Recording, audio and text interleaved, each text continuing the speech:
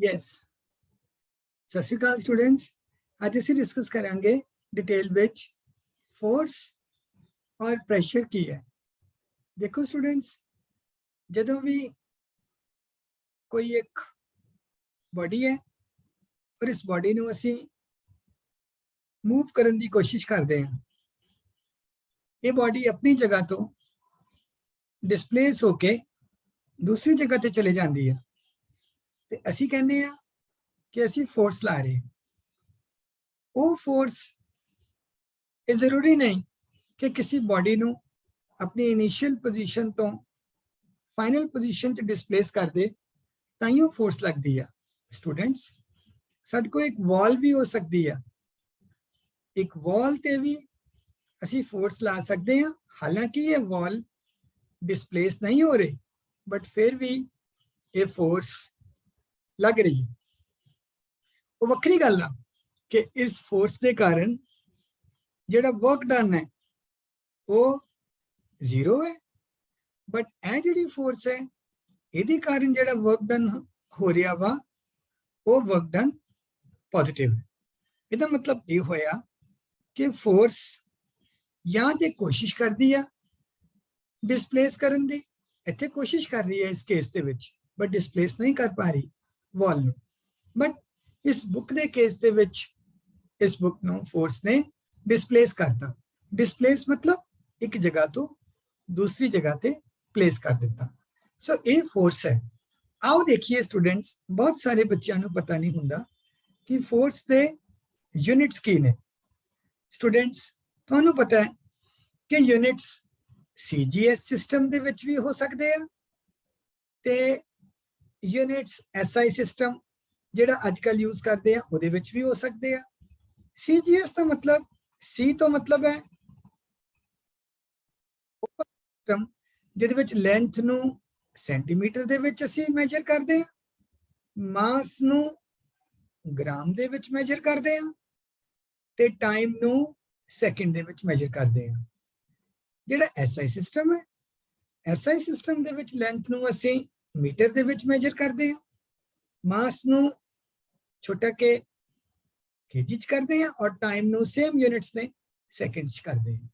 सो किसी भी चीज दे यूनिट्स या ते CGS सिस्टम च हो सकते हैं या SI सिस्टम दे विच हो सकते हैं। बहुत इंपॉर्टेंट है स्टूडेंट्स, जे तुसी अपनी फिजिक्स नू वधिया करना चाहते हो तो तुसी यूनिट्स का बहुत ख्याल रखो, तुहानू फिजिक्स अच्छी लगेगी। फोर्स की गल करिए, फोर्स नू न्यूटन साइंटिस्ट ने मेजर करना सानू सिखाया। सेकंड लॉ ऑफ मोशन के हिसाब के नाल तुहानू पता है फोर्स इज द प्रोडक्ट किहदा प्रोडक्ट मास नू असीं मल्टीप्लाई करिए एक्सेलरेशन दे नाल।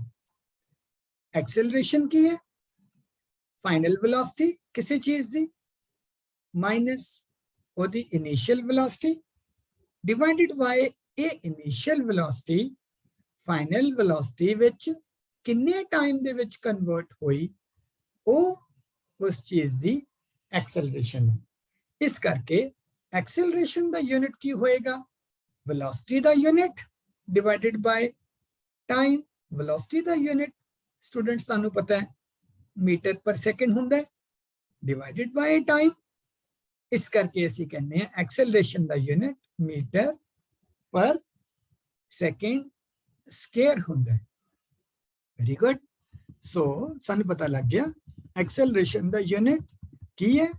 एक्सेलरेशन दा यूनिट भी जे कोई कहे CGS सिस्टम दे विच की है, CGS सिस्टम दे विच एक्सेलरेशन दा यूनिट होएगा सेंटीमीटर पर सेकंड स्क्वायर और SI सिस्टम दे विच मीटर पर सेकंड स्क्वायर। Very good.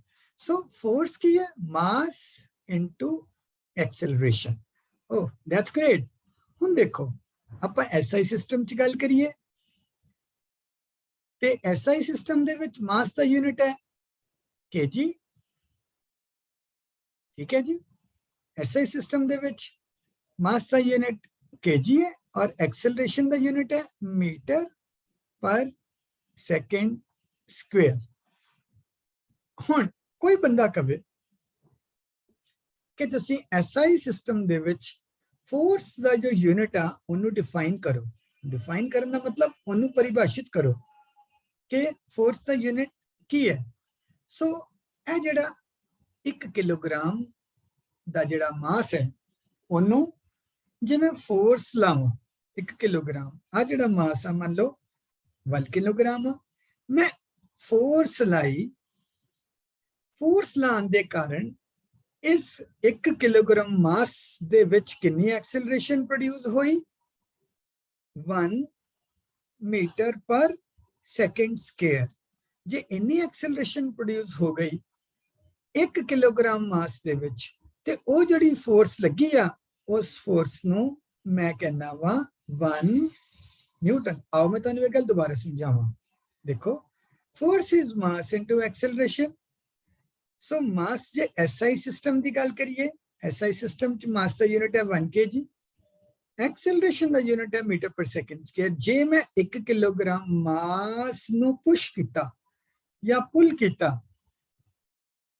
ओदे अंदर या ते एक्सेल 1 मीटर पर सेकंड स्क्वायर की एक्सेलरेशन प्रोड्यूस हो गई ते मैं कहांगा ये जिहड़ी फोर्स लगी है इनू मैं कहांगा 1 न्यूटन या सिंपली इनू मैं 1 NV लिख सकता वां। हुण डेफिनेशन भी इत्थों आ गई। What is 1 Newton? 1 newton is the force which creates acceleration of 1 meter per second square in a mass of 1 kg। सोचो बच्चों जे किसी चीज का मास 2 kg है ते ओदे उत्ते तुसी फोर्स लाई 2 kg दे उत्ते और ताड़ी फोर्स लगन दे कारण ओदे अंदर 2 मीटर पर सेकंड स्क्वायर दी एक्सेलरेशन क्रिएट हो गई ते फोर्स कितनी होएगी? वो फोर्स होएगी अगेन अपन सिंपल इत्थों करांगे मास कितना 2 kg ते एक्सेलरेशन कितनी है वो भी 2 मीटर पर सेकंड स्क्वायर।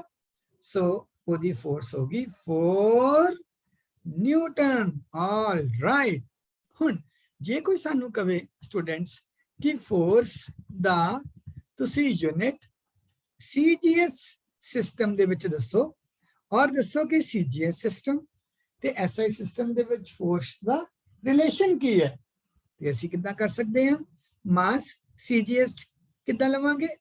ए मास दा यूनिट है ग्राम तो असीं लिखांगे 1 ग्राम इनटू एक्सेलरेशन कितनी 1 सेंटीमीटर पर सेकंड स्क्वायर। 1 ग्राम मास नू मैं पुश किया। हुण ए जिहड़ा ग्राम ए जिहड़ा मास है ये किन्ने दा हो गया 1 ग्राम का। इनू फोर्स ने पुश किया तो ये अंदर एक्सेलरेशन कितनी आ गई 1 सेंटीमीटर पर सेकंड स्क्वायर। All right. से जे इदां दी फोर्स लगी 1 ग्राम मास के उत्ते जिन्हें कि आ वाली एक्सेलरेशन प्रोड्यूस कर दी, ठीक है?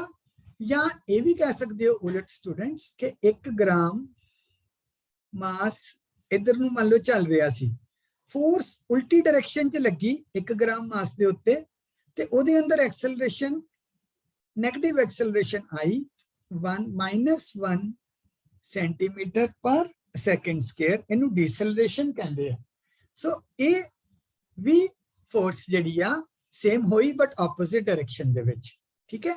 सो इस फोर्स नू भावें ते एक्सेलरेशन क्रिएट करे ओनू स्पीड नाल स्पीड वधाए ओदी या डिसलरेशन। डिसलरेशन मैं लिखदा जी आ देखो जी मैं लिखिया डिसलरेशन डिसलरेशन ਇਹਦਾ मतलब एक्सेलरेट नेगेटिव एक्सेलरेशन रोकने की कोशिश करे दोनों पासे फोर्स लगती है। ਇਹ ਜਿਹੜੀ फोर्स है इनू ਅਸੀਂ कहने हैं 1 डाइन DYNE। वाओ ਇਹਦਾ मतलब डाइन की डेफिनेशन है जे 1 सेंटीमीटर पर second square acceleration 1 gram mass they which create हो गई किसी फोर्स के कारण वो फोर्स होगी 1 डाइन। सोचो स्टूडेंट्स जे एक मास जेड़ा वा वो 10 ग्राम दा वा, ठीक है? और तुसी फोर्स लाई ओदे उत्ते और फोर्स लाने दे कारण मान लो अद्धा सेंटीमीटर पर सेकंड स्क्वायर दी एक्सेलरेशन क्रिएट हुई। फोर्स कितनी लगी 10 ग्राम इनटू एक्सेलरेशन 1/2। ठीक है स्टूडेंट्स, ते ये फोर्स हो गई 5 डाइन। ऑल राइट, ਅਸੀਂ बहुत सक्सेसफुली डाइन और SI सिस्टम फोर्स का न्यूटन दे विच रिलेशन फाइंड आउट कर लिया। आओ देखिए ये दोवां च की रिलेशन है। देखो स्टूडेंट्स, जेड़ा 1 न्यूटन है, 1 newton is equal to mass कितना लेना 1 kg का, एक्सेलरेशन कितनी हुई ਉਹਦੇ ਵਿੱਚ 1 मीटर पर सेकंड स्क्वायर। ਤੁਸੀਂ ਇਹਨੂੰ CGS ਚ ਕਨਵਰਟ ਕਰਨਾ। ठीक है जी शरण, 1 किलोग्राम ਦੇ ਕਿੰਨੇ ਗ੍ਰਾਮ ਹੋਣਗੇ? ਇਹ ਸਾਡੇ ਕੋਲ ਆ ਗਿਆ 10⁻³ ग्राम। ऑल राइट जी, 1 किलोग्राम ਦੇ ਵਿੱਚ 10⁻³ ग्राम आए इनटू 1 मीटर ਨੂੰ ਵੀ CGS ਚ ਕਨਵਰਟ ਕਰੋ। SI सिस्टम च लेंथ का यूनिट है मीटर, CGS सिस्टम दे विच लेंथ का यूनिट है सेंटीमीटर। इन्हां दोवां च रिलेशन की है 1 मीटर इज इक्वल टू 10⁻², मतलब 100 सेंटीमीटर। मीटर नो सेंटीमीटर च कन्वर्ट करो 10⁻²। यूनिट जरूर लिखो स्टूडेंट्स, मैं बार बार कहना, मैं यूनिवर्सिटी च बच्चों को पढ़ाया, वही बच्चे सब तो वधिया इंजीनियर्स साइंटिस्ट होंदे आ जिन्हां दा प्यार यूनिट्स दे नाल हुंदा वा। यूनिट्स नाल प्यार करो, दुनिया तुहाडे नाल प्यार करेगी। आ देखो मैं ग्राम लिखिया किलोग्राम की जगह, 1 किलोग्राम 1000 ग्राम, 1 मीटर 10⁻² सेंटीमीटर। सारे यूनिट्स का ख्याल रखना, डिवाइडेड बाय सेकंड ते सेकंड या सेकंड स्क्वायर। ਇਹਦਾ मतलब की आ गया स्टूडेंट्स? ਤੁਸੀਂ देखो एक ਜਿਹੜਾ न्यूटन है बच्चों, 1 न्यूटन किन्ने डाइन के बराबर है? आ ਜਿਹੜਾ ग्राम इंटू सेंटीमीटर पर सेकंड स्क्वायर है बच्चों, ये की है? ये हैगा वा एक्सेलरेशन का यूनिट CGS सिस्टम दे विच। Mass into acceleration is force, so 10⁻³ into 10⁻²। तुहानू पता ही है x⁻m into x⁻n is equal to x⁻m plus n। Power नू ऐड करता, ये 3 ते 2 ऐड करके होगी 10⁻, बोलो बच्चों 10⁻, बिल्कुल सही 5 डाइन DYNE। सो 1 न्यूटन फोर्स 10⁻5 डाइन। 10⁻5 डाइन कितना होया? 1 लाख डाइन। 1 लाख डाइन दे बराबर है। Very good. हुण आपां आने आ प्रेशर वाल। ऑल राइट, सो स्टूडेंट्स असी देखो जिहड़ी असी फोर्स ला रहे हैं, ठीक है जी, जे फोर्स मैं इस तरीके नाल लावां, मान लो मेरे को इस तरह का कोई प्लेन सरफेस है। ठीक है स्टूडेंट्स, इस प्लेन सरफेस के ऊपर मान लो कि मैं एक बुक रखदा हूं। ठीक है जी, आ मेरे को बुक हैगी है जी, आ मेरे को बुक है जी, ठीक है, ए बुक मैं रखी जी प्लेन सरफेस के ऊपर। ठीक है बच्चों, प्लेन सरफेस ते मैं बुक रखी है, ते आ जड़ी बुक ए कितना एरिया कवर कर रही है?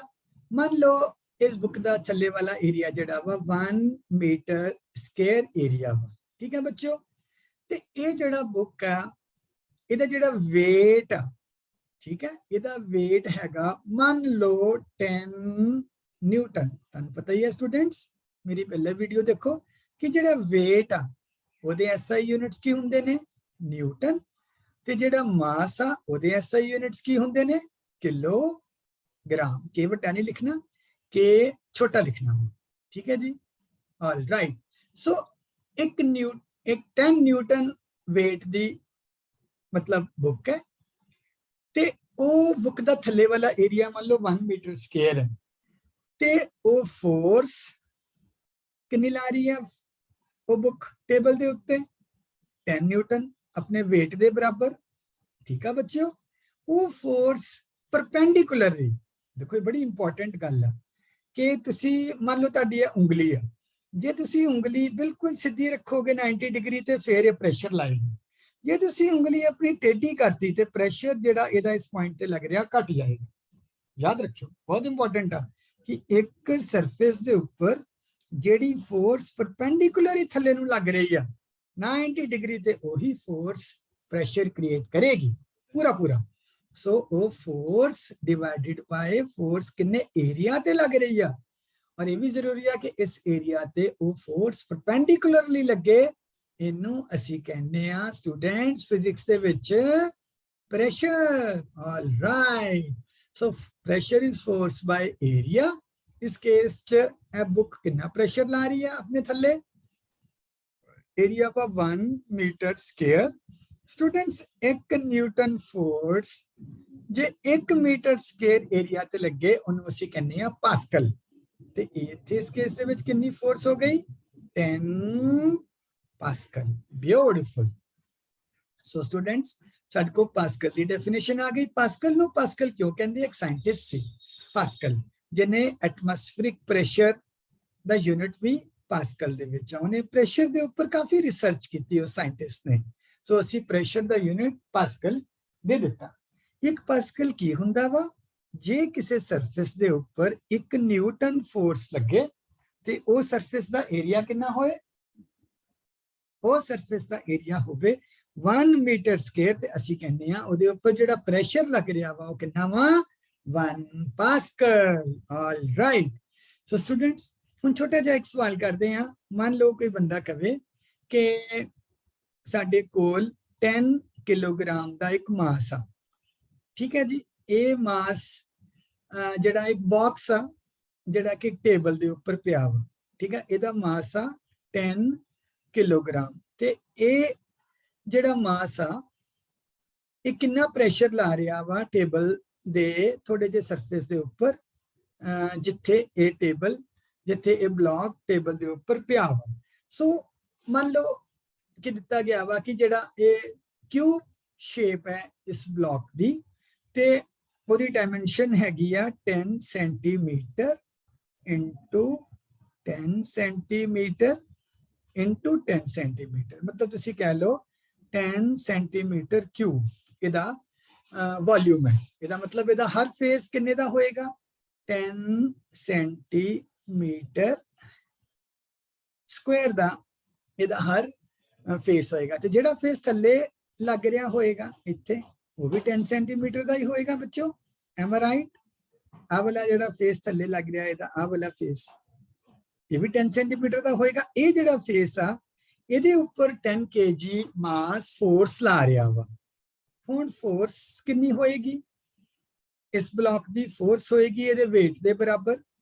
ते स्टूडेंट्स इहदा वेट कितना आ जाएगा मान लो जी दी वैल्यू असी 10 लेने आ m इंटू जी 10 इंटू 10 ये आ गया 100 न्यूटन इन्नी फोर्स आ गई ठीक है जी ते ये फोर्स जिहड़ी आ बच्चों ये किन्ने एरिया ते लग रही आ ते force by area 10 newton force आ ठीक है बच्चों ते एरिया कितना 10 सेंटीमीटर स्क्वायर इनू मीटर स्क्वायर च कन्वर्ट करो सो ये हो गया 10 raise to power 2 centimetre square is equal to आधे कट गए ये आ गया 1 newton divided by 1 centimetre square नु तुसी ਉਹਦੇ ਵਿੱਚ करो मीटर स्क्वायर च कन्वर्ट कितना आएगा students 10 raise to power -4 metre square कितना करना आ देखो स्टूडेंट सेंटीमीटर दा स्क्वायर है ना मैं जुगाड़ दसदा इज इक्वल टू सेंटीमीटर नु मीटर च कन्वर्ट करो 10 रेज़ टू पावर -2 मीटर लिख लो सारे दा स्क्वायर कर दो ये आ जाएगा 10 raise to power -4 metre square so ये आ जाएगा newton by metre square is pascal तो ये आ जाएगा 10 raise to power 4 Pascal. This is the pressure exerted by this, this block on this area. Thank you very much, students. 4 बजे जरूर connect हो जाओ Zoom ID ते अपने एक्यूमेंट्स नो डे बाय डे इंप्रूव करो। जे तुहानू वीडियो अच्छी लगी जरूर अपने फ्रेंड्स दे नाल शेयर करना। Thank you students.